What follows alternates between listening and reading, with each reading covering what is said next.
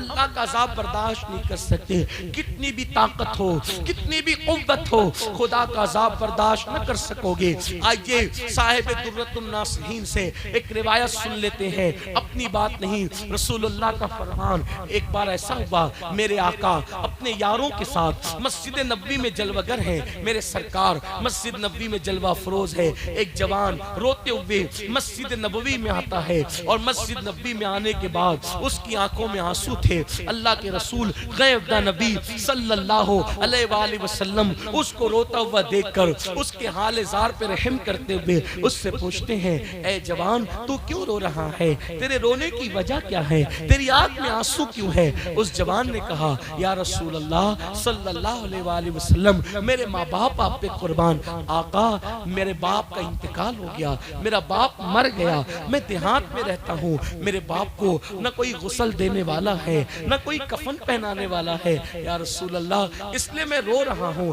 میرے باپ کی موت کے بعد بھی نہ کوئی غسل دینے والا، نہ کوئی کفن پہنانے والا۔ اللہ کے رسول غیب دا نبی مصطفیٰ جان رحمت صلی اللہ علیہ وآلہ وسلم نے سیدنا صدیق اکبر اور فاروق اعظم سے فرمایا، تم دونوں جاؤ اور جا کر کے اس کے باپ کو غسل دو اور اس کے باپ کو کفن پہناؤ۔ اللہ اکبر۔ جب میرے آقا کے دونوں یار صدیق و فاروق تشریف لے گئے اس کو نہلانے کے لیے، جیسے اس کے منہ سے چادر ہٹائی، اس کے منہ سے کپڑا ہٹایا، کیا دیکھا؟ اس کا منہ کالے سور کی طرح تھا، اس کا منہ کالے خنزیر کی طرح تھا، یعنی اس کا منہ انسانوں کی طرح نہیں تھا بلکہ کالے سور کی طرح، کالے خنزیر کی طرح۔ یہ بات میری نہیں ہے میرے بھائی، صاحب درۃ الناصحین اس کے ذمہ دار ہے، یہ مصطفیٰ جان رحمت کا فرمان ہے۔ جس کے کہنے پہ خدا کو ایک مانا ہے، جس کے کہنے پہ قرآن کو اللہ کی کتاب مانی ہے، اس رسول کا فرمان سن کر کے لرز جاؤ، اپنے آپ کو تباہ نہ کرو۔ یہ دنیا کا مال جس کے لیے رات و دن دوڑتے ہو، مرنے کے بعد یہی پڑا رہ جائے گا۔ تمہارے مال پر لوگ عیش کریں گے، تمہارے مال پہ لوگ آرام کریں گے۔ نہیں دیکھتے لوگ مر گئے مال چھوڑ کر کے، آج ان کی اولاد عیش کرتی ہے، ان کے لیے کبھی مغفرت کی دعا نہیں کرتی، ان کی قبروں پر کوئی جا کے فاتحہ پڑھنے والا نہیں، کوئی مغفرت کی دعا کرنے والا نہیں۔ وہ مغفرت کی دعاؤں کو تڑپ رہے ہیں، مغفرت کی دعاؤں کو ترس رہے ہیں۔ میرے بھائیوں، اپنے آپ کو تباہ نہ کرو، اپنی آخرت کی فکر کرو، اپنی قبر کی فکر کرو، میدان محشر کی فکر کرو، اللہ کی عدالت کی فکر کرو۔ ہوا کیا؟ سیدنا صدیق اکبر اور فاروق اعظم فرماتے ہیں کہ جب اس کے چہرے سے ہم نے کپڑا ہٹایا تو اس کا منہ کالے خنزیر کی طرح، کالے سور کی طرح تھا۔ جیسے ہی ہٹایا پیروں کے نیچے سے زمین کھسک گئی، زمین نکل گئی، فوراً اس کے منہ پہ کپڑا ڈالا اور ایک قاصد کو اللہ کے رسول غیب دا نبی صلی اللہ علیہ وآلہ وسلم کی بارگاہ میں بھیجا۔ جب قاصد حضور کے پاس آیا تو کہا، یا رسول اللہ صلی اللہ علیہ وآلہ وسلم، صدیق و فاروق کو آپ نے اس کو غسل دینے کے لیے اور کفن پہنانے کے لیے بھیجا، لیکن اس کو کیسے غسل دے، کیسے کفن پہنائے؟ اس کا منہ تو سور کی طرح، کالے خنزیر کی طرح ہو گیا۔ اس دیہات میں اللہ کے رسول علیہ الصلوۃ والتسلیم بنفس نفیس تشریف لائے۔ میرے آقا بذات خود وہاں پر اس دیہات میں تشریف لائے، اور آنے کے بعد میرے آقا علیہ السلام نے پھر اپنے ہاتھ اٹھائے اور دعا کی، اے اللہ اس کا منہ ٹھیک کر دے، اس کا جو منہ کالے سور کی طرح، کالے خنزیر کی طرح ہوا ہے، اس کا منہ ٹھیک کر دے، اس کا منہ درست کر دے۔ جب دیکھا گیا حضور کی دعا تھی، عنایت کا جوڑا، اجابت کا سہرا، دلہن بن کے نکلی، دعائے محمد، اجابت نے جھک کر گلے سے لگایا۔ بڑی ناز سے جب دعائے محمد ہوا، یہ حضور نے دعا کی، اس کا چہرہ ٹھیک ہو گیا۔ فوری طور پہ صحابہ نے، اصحاب مصطفیٰ نے غسل دیا، غسل دینے کے بعد کفن پہنایا، کفن پہنانے کے بعد صحابہ کرام نے پھر اس کی نماز جنازہ پڑھی، صحابہ نے اس کی نماز جنازہ پڑھی۔ نماز جنازہ کس نے پڑھی؟ صحابہ نے۔ میرے بھائیوں توجہ کرنا، کسی مسجد کے امام نے نہیں، ہم جیسے مولوی صاحب لوگوں نے نہیں، اللہ اکبر، ہم جیسے پیر صاحب لوگوں نے نہیں، بلکہ اصحاب مصطفیٰ نے روئے زمین پر، روئے زمین پر، چشم فلک نے اور پشت زمین نے انبیاء کے بعد اگر سب سے بہترین کوئی مخلوق دیکھا ہے تو اس کو اصحاب مصطفیٰ کہتے ہیں، اسے صحابہ کہتے ہیں۔ صاحب درۃ الناصحین کے مطابق صحابہ نے نماز جنازہ پڑھی، اور نماز پڑھنے کے بعد جب اس شخص کو قبر میں رکھا جانے لگا تو کسی نے دھیرے سے کہا، پہلے تو اس کا منہ کالے سور اور خنزیر کی طرح ہو گیا تھا، اب مرنے کے بعد جب منہ ایسا ہوا تو قبر میں رکھنے سے پہلے پہلے بھی تو ایک بار دیکھ لو کہ اس کا منہ کیسا ہے. دفن کرنے سے پہلے پہلے تو اس کا منہ دیکھ لو منہ کیسا ہے. جب نماز جنازہ کے بعد اور دفن سے پہلے پھر کپڑا ہٹایا گیا چہرے سے تو اب بھی اس کا منہ کالے سور کی اور کالے خنزیر کی طرح تھا. اگر آج کسی کا منہ ایسا ہو جائے تو کتنا ہنگامہ ہوگا. اس وقت ہوا. دیکھنے والوں میں ہمت تھی، طاقت تھی. اللہ کے رسول زمین کے اوپر ظاہری طور پہ موجود تھے. صحابہ نے پوچھا آقا اس کا منہ کالے سور کی طرح، کالے خنزیر کی طرح بار بار کیوں ہو جاتا ہے؟ تو میرے آقا نے خود کوئی جواب نہیں دیا. فرمایا اس کے بیٹے کو بلاؤ. جب اس کے بیٹے کو بلایا گیا تو فرمایا تو سچ بتا، میرا اللہ کسی پہ ظلم نہیں کرتا، میرا اللہ کسی پہ ظلم نہیں کرتا، زیادتی نہیں فرماتا. میرا اللہ تو اپنے بندوں سے بہت پیار کرتا ہے، وہ کسی کو اس طرح کی سزا بلا وجہ نہیں دیتا.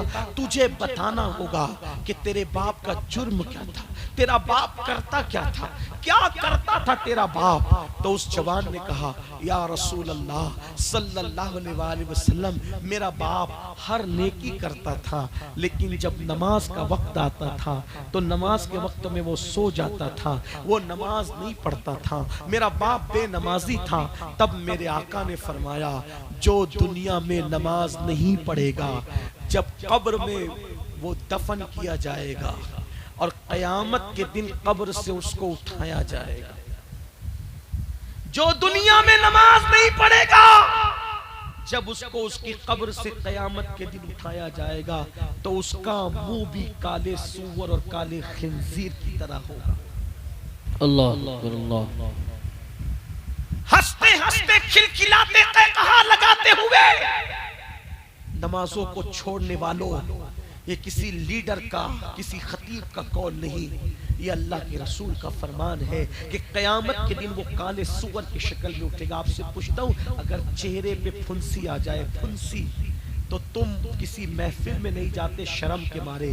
جب پھنسی آنے پر کسی محفل میں نہیں جاتے شرم کے مارے. سور والا منہ لے کر رسول اللہ کی بارگاہ میں کیسے آؤ گے؟ اللہ کی بارگاہ میں کیسے آؤ گے؟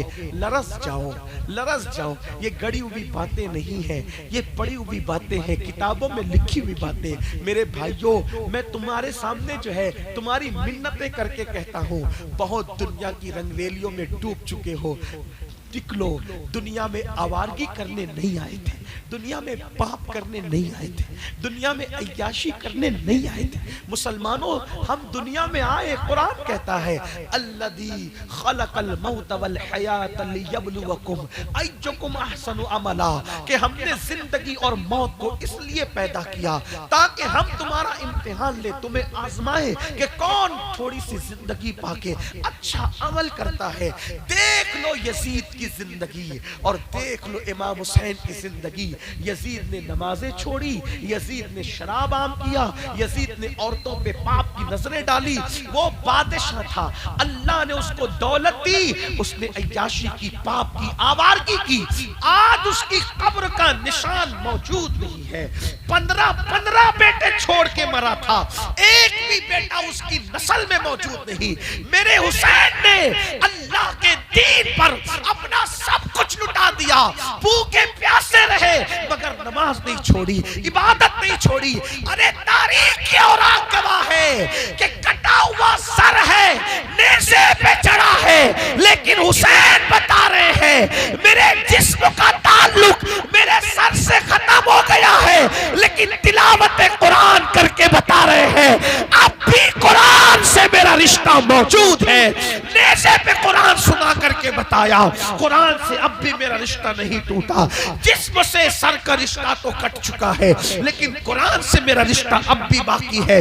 میرے امام نے نماز پڑھی، صراط مستقیم پہ رہے، سچائی پہ رہے، اللہ کے دین پہ استقامت کے ساتھ ڈٹے رہے. کیا ہوا؟ ایک بیمار چھوڑ کر گئے، بے شک ایک بیمار. آج مسلمانوں کی کوئی بستی ایسی نہیں ہے جہاں امام حسین کی اولاد نہ رہتے. اس لیے یزید کو عبرت کی نگاہ سے دیکھو، چلتے پھرتے یزید مت بنو، اللہ کی بارگاہ میں رجوع کرو، توبہ کرو۔ پتہ نہیں کس کی زندگی کب ہے، کب تک ہے، ہمیں نہیں پتہ۔ یہ مت سوچنا میرے بھائی، بس گفتگو اینڈ کی طرف جا رہی ہے، خلاصہ کلام کہ جوانی میں گل چھردے اڑاؤں گا، عیش کروں گا، جب بوڑھا ہو جاؤں گا تب توبہ کروں گا۔ جوانی میں بھی موت آتی، آ سکتی، آج ابھی توبہ کرو، ابھی پلٹو، ابھی پلٹو، ابھی واپس آؤ، ابھی واپس آؤ۔ اللہ تعالیٰ نے آدم علیہ السلام کی پیدائش سے 4000 سال پہلے، آدم علیہ السلام کی پیدائش سے 4000 پہلے عرش پر لکھا تھا کہ میرا بندہ ساری زندگی گناہ کر کے اگر ایک مرتبہ توبہ کرے گا تو میں اس کے تمام گناہوں کو بخش دوں گا۔ سبحان اللہ، سبحان اللہ۔ اللہ کا وعدہ ہے جو توبہ کرے گا اللہ اس کو بخش دے گا۔ آئیے دین کی طرف واپس آئیے، بے نمازی پن چھوڑیے، نشے کی عادت چھوڑیے، جھوٹ کی عادت چھوڑیے، پاپ کی عادت چھوڑیے۔ گناہ کے اندر سکون نہیں ہے، گناہ کے اندر اطمینان نہیں ہے، اور اگر گناہ کرتے رہے تو امام علی مقام کی آپ سے جنگ ہے۔ اور یاد رکھنا حسین سے جنگ کر کے جب یزید جیت نہ سکا تو حسین سے جنگ کر کے آپ کون ہوتے ہیں جیتنے والے؟ تباہ ہو جاؤ گے، نسلیں مٹ گئی یزید کی۔ اللہ اکبر، اگر تم نے بھی کردار یزید اختیار کیا تو تم بھی تباہی کے دہانے پہ پہنچو گے۔